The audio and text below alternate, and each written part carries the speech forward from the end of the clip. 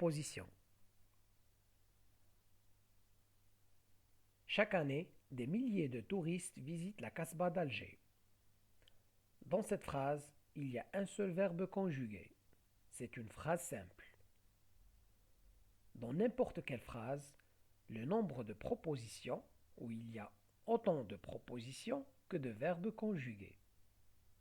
Un seul verbe conjugué correspond donc à une seule proposition. Cette proposition, on l'appelle une proposition indépendante. Pourquoi indépendante? Parce qu'elle ne dépend pas d'une autre proposition et il n'y a pas d'autre proposition qui dépend d'elle.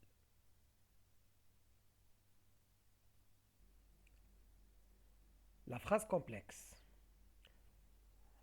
Dans une phrase complexe, il y a deux verbes conjugués ou plus, c'est-à-dire deux propositions ou plus. Il y a trois manières différentes pour former une phrase complexe. 1. La juxtaposition. La juxtaposition consiste à relier deux propositions indépendantes, c'est-à-dire qui ne dépendent pas l'une de l'autre, par un signe de ponctuation. La virgule, le point-virgule ou les deux points. 2. La coordination. La coordination consiste à relier deux propositions indépendantes par un coordonnant. Les coordonnants sont les conjonctions de coordination, mais, ou, et, donc, or, ni, car, et les adverbes de liaison, puis, ensuite, cependant, au contraire, etc. 3. La subordination. La subordination implique la présence d'une proposition dite principale, c'est le cadre de la phrase, et une autre proposition dite subordonnée.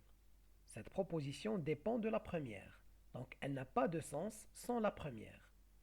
La proposition subordonnée est introduite par un subordonnant.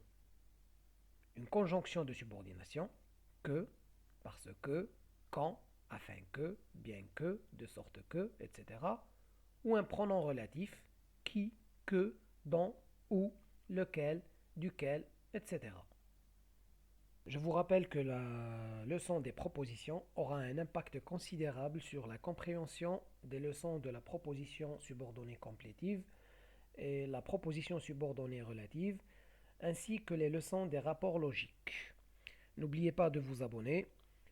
Prenez bien soin de vous et à bientôt.